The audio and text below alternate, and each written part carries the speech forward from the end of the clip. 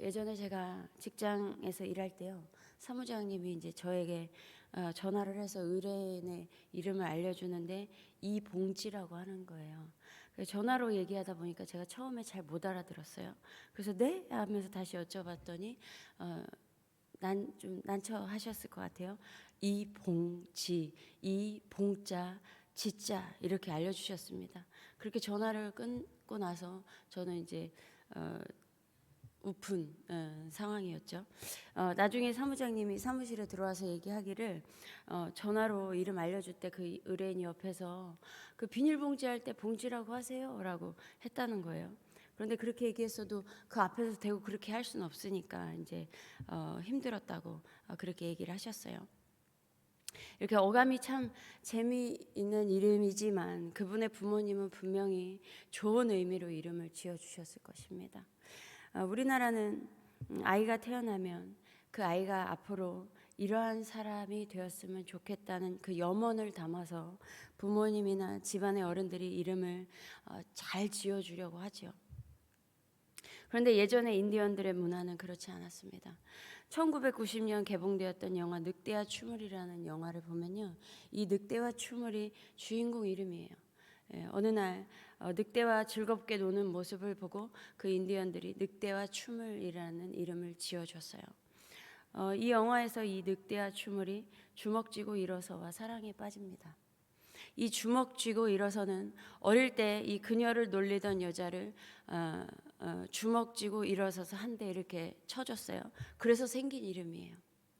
인디언들은 이렇게 누군가의 삶의 한 부분 중에 기억에 남을 만한 사건과 관련된 것으로 이름을 지어줬습니다. 오늘 읽은 본문에도요, 이제 역대상 1장부터 이스라엘 자손의 족보가 나옵니다. 이름을 계속 기록하고 있어요. 이렇게 족보가 이어지다가 4장에서 갑자기 야베스가 나오면서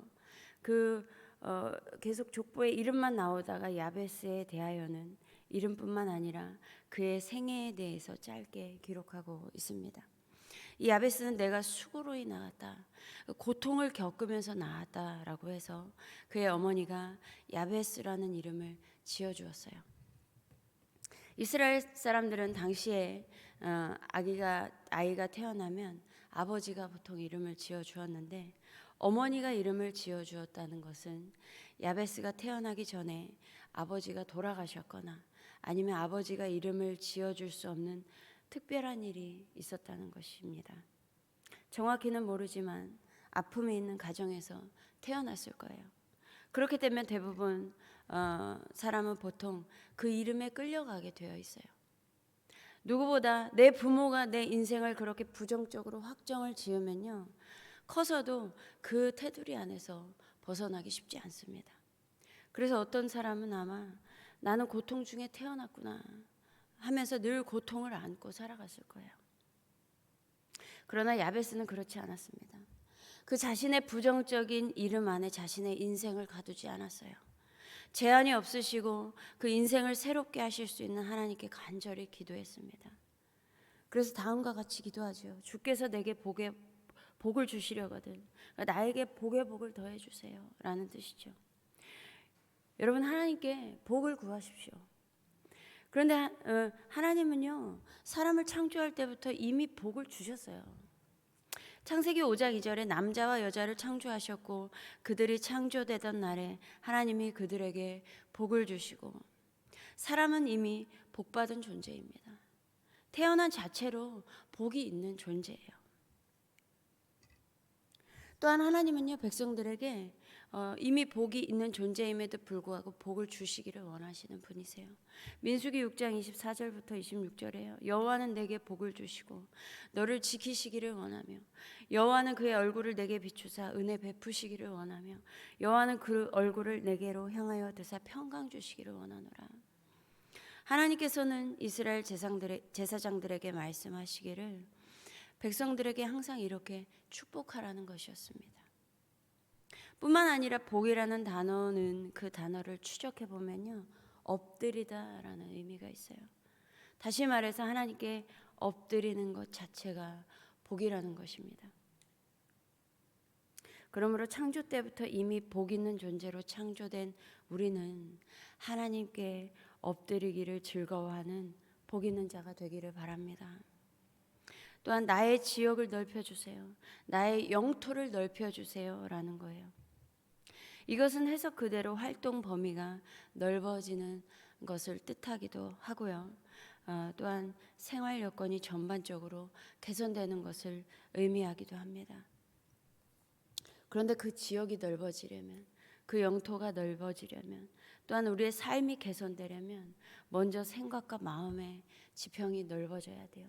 생각과 마음이 변해야 합니다. 야베스가 나의 지역이 넓어지기를 원했던 것처럼 우리 역시 또 원하는 마음이 있어야 해요. 그러나 마음과 이러한 생각을 넓히려고 하지 않으면 여행을 많이 다니고 많은 것을 본다고 해도요, 나의 생활 방식에서 형성된 그 고정관념에서 벗어나지 못합니다. 그래서 똑같은 경험을 해도 사람은 자신이 받아들일 수 있는 만큼만 볼 수 있는 거예요. 자신이 믿고 싶은 만큼만 보이는 겁니다. 그러나 우리는 이 세상의 시각으로만 생각하면 결국 그렇게 그만큼만 살아가는 거예요. 그러나 우리는 저 위에 있는 하나님의 나라를 소유한 사람들입니다. 그래서 하나님의 그 넓은 시야로 이 세상을 바라보려고 해야 해요. 예전에 어떤 한 어르신은요, 세계 이곳저곳을 많이 다니셨는데도 그분의 생각과 마음은 그동안 살아온 자신의 그 생활 방식, 어렸을 때부터 그 자라났던 생활 방식에서 크게 벗어나지 못하고 계셨어요. 그러나 한 번은 제가 어떤 시골에 계신 80이 넘으신 어르신과 얘기한 적이 있었는데, 이분은 온 세상을 품고 있는 분 같았습니다. 그분의 생각은 전혀 그 좁은 시골에서 머물러 계신 분이 아니신 것 같았어요. 야베스가 이와 같았습니다. 그래서 자신의 지역이 넓어지기를 하나님께 간구했어요. 그 제한이 없으신 하나님께 간구했습니다. 그리고 하나님의 손으로 자신을 도와달라고 요청했어요. 주의 손으로 나를 도우사. 그 전능자 하나님의 도우심이 있어야 합니다. 내가 산을 향하여 눈을 들리라. 나의 도움이 어디서 올까? 나의 도움은 천지를 지으신 여호와에게서로다. 여호와께서 집을 세우지 아니하시면 세우는 자의 수고가 헛되며 여호와께서 성을 지키지 아니하시면 파수꾼의 깨어 있음이 헛되도다. 내가 복 받기를 원하고 지역이 넓어지고 삶이 개선되기를 원하지만 이것을 나의 노력으로 하는 것이 아니라 하나님의 손으로 도와달라는 것입니다. 자신의 노력으로 한계가 있다는 것을 알았던 것이죠.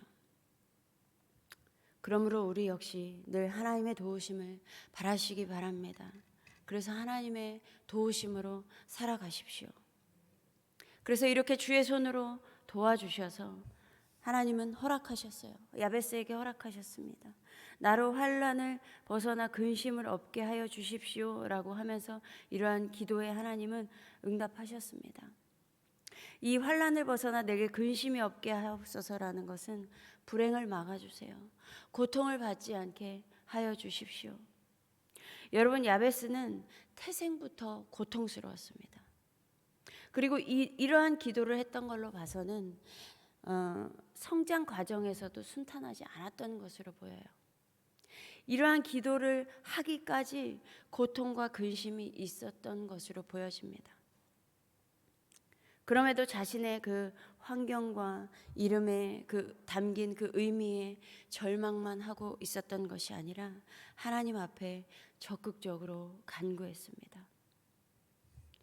여러분, 야베스는 고통이라는 이름으로 고통 속에서 살았지만 자신의 이름의 의미와 자신의 삶에 매몰되지 않았습니다. 그리고 야베스는 자신의 이름을 바꾸기보다 하나님의 도움을 간구했어요. 이에 하나님은 야베스가 구하는 모든 것을 허락하시고 고통에서 벗어나 그의 집안에서 존귀한 자가 되게 하셨습니다. 여러분, 우리의 이름은 대부분 좋은 의미를 갖고 있을 것입니다. 그런데 어떠신가요? 그 이름의 의미대로 살아가고 계십니까? 그런데 보니까 우리의 이름과 상관없이 고통과 어려움이 있을 수 있습니다.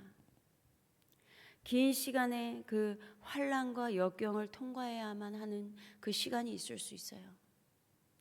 그래서 어떤 사람은 계명을 하기도 하죠.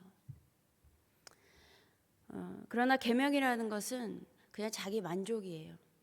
자신의 생각과 마음과 의식이 바뀌지 않는 이상은 계명하는 것으로 삶이 달라지지 않습니다.